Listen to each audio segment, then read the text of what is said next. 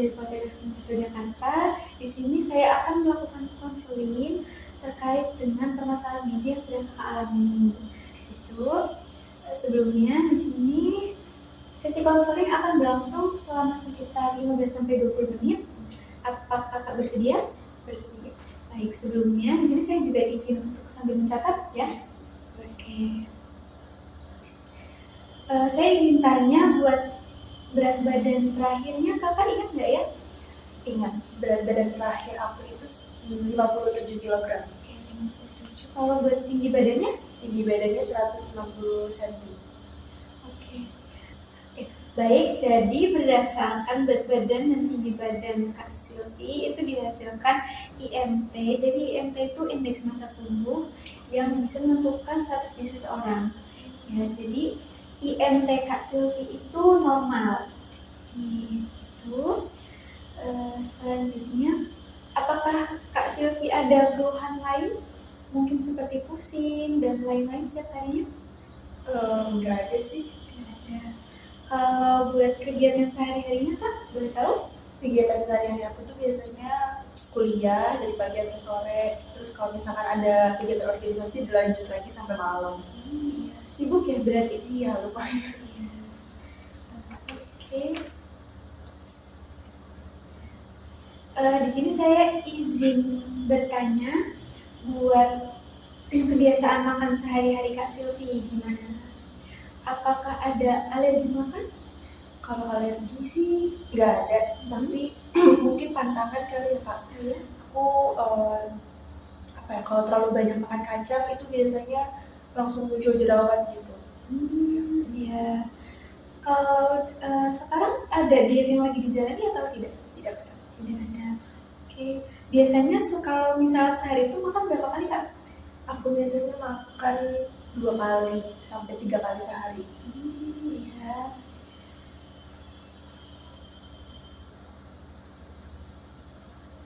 Ini. Oke, baik, kita langsung saja masuk ke pengisian form SQ-FAQ. Jadi, form SQ-FAQ itu bertujuan untuk mengetahui frekuensi makan kalori, jenis makanan apa saja yang dimakan, dan cara pengolahannya. Di sini langsung saja nih, saya izin tanya dan izin nyatat juga. Biasanya Kak Silvi itu makan apa aja? Dari makanan pokok mungkin? Kalau makanan pokok, aku biasanya makan nasi. Nasi. Kadang juga roti kalau lagi di kampus biar praktis gitu. Iya. Ada lagi? Udah gitu aja. Kalau untuk nasinya itu biasanya sekali konsumsi berapa banyak? Mungkin segini kali ya Kak. Oh iya.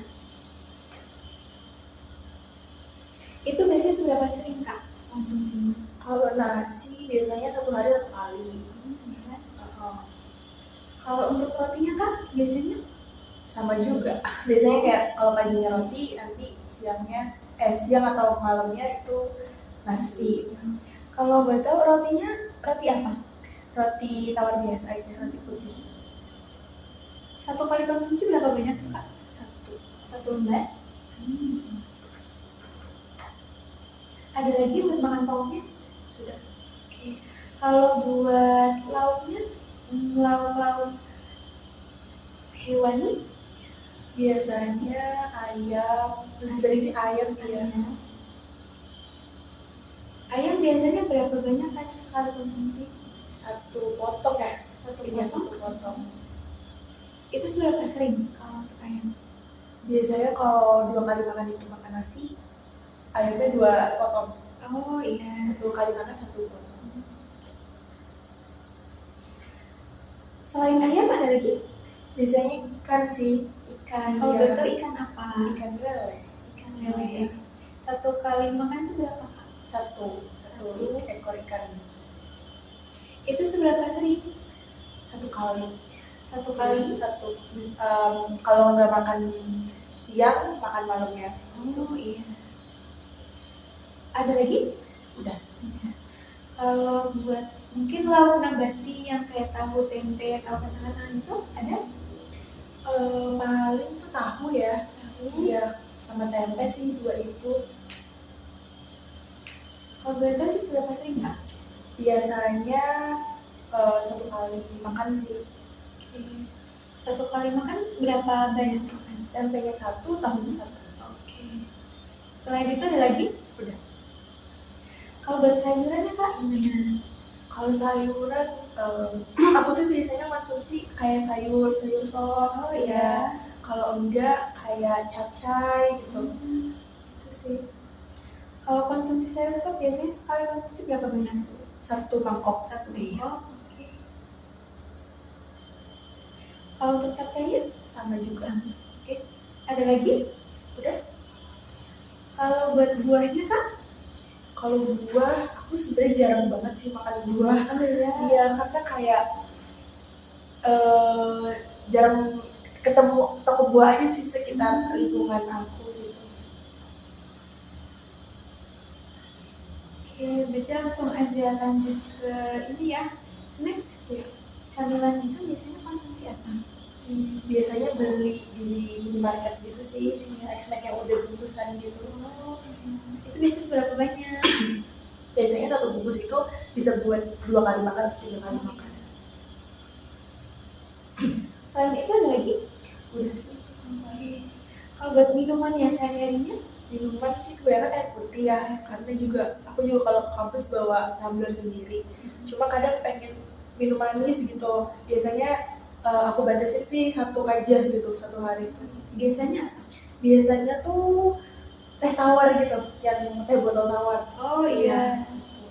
Itu sekali konsumsi 1 botol? 1 botol yang kecil. Kalau buat air putihnya itu biasanya berapa banyak sehari? Sehari itu mungkin 4 kali botol ini ya, yang 600 ml dia. Baik, oke. Di sini saya izin buat menyimpulkan ya.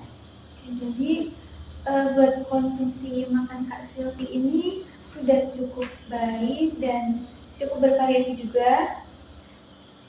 Namun untuk konsumsi buah-buahannya masih kurang gitu ya.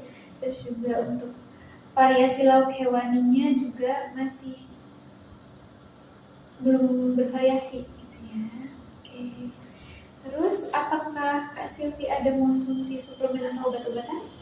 Kalau konsumsi rutin sih enggak, tapi kalau misalkan mau haid gitu, itu aku makan permen yang penambah darah. Oh iya. Itu sih.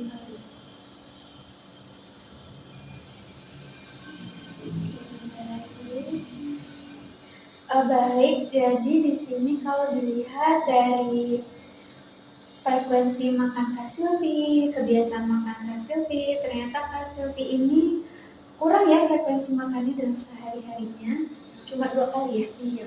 Ya, kalau boleh tahu apa sih penyebabnya kenapa Kak Silvi itu makannya cuma 2 kali sehari atau jarang makan gitu? Oke, jadi penyebab aku itu sebenarnya mungkin karena jadwal kuliah ya Kak. Jadi jadwal kuliah aku tuh dari pagi sampai siang. Nah kalau pagi tuh aku biasanya bangun siap-siapnya tuh lama, karena aku tuh emang lelet aja Kak. Jadi kayak lama gitu siap-siapnya, akhirnya nggak kepikiran untuk sarapan. Paling cuma minum air putih tuh sebelum ini kan, sebelum berangkat. Terus nanti jam 8 sampai jam 11 itu ada jadwal kuliah. Jadi baru makan tuh biasanya pas udah jam makan siang gitu. Berarti penyebab Kak Silvi ini jarang sarapan tuh karena terburu-buru ya? Iya. Oke. Baik, di sini saya mau kasih beberapa alternatif solusi biar Kak Silvi itu tetap bisa sarapan walaupun buru-buru. Oke. Buat solusi pertama, itu Kak Silvi bisa mungkin menyiapkan makanan ketika malam hari. Jadi malamnya udah disiapin, paginya tinggal makan. Itu. Atau solusi yang kedua, mungkin menyiapkan pakai makanan yang instan kayak roti pakai selai atau roti pakai susu, itu kan cepat ya Kak ya. Iya, tuh. Kalau menurut Kak Silvi antara 2 pilihan itu, Kak Silvi tuh lebih bisa ngelakuin yang mana? Mungkin yang aku nyiapin dulu di malam hari Kak. Iya. seberapa yakin Kak Silvi tuh bisa melakukan itu? Yakin sih, karena kan kalau tidur juga agak malam ya, jadi kayak manfaatin waktu Waktu itu. iya. Oke, jadi tadi Kak Silvi kan mengambil alternatif solusi yang menyiapkan makan di malam hari ya untuk sarapan. Jadi itu sudah tepat ya, pilihan solusinya sudah tepat, tinggal bagaimana Kak Silvi menjalankannya. Nah, jadi sarapan itu memang penting banget kan. Sebenarnya memang dibilang wajib ya, gitu karena selain nambah energi, sarapan juga bikin kita jadi lebih fokus, terus gak lemes gitu kan. Biasanya kalau misal Kak Silvi tuh ngerasanya gimana kalau nggak sarapan gitu? Kalau nggak sarapan, mungkin kan udah terbiasa ya Kak, jadi udah biasa aja gitu. Cuma memang kalau misalkan malamnya tuh makannya sedikit atau cuma makan jajan gitu, lapar sih kerasa. Iya. Iya, itu kan juga uh, butuh ya tetap kita energi. Ya, itu jadi apakah Kak Silvi ada yang mau ditanyakan? Tidak ada sih Kak.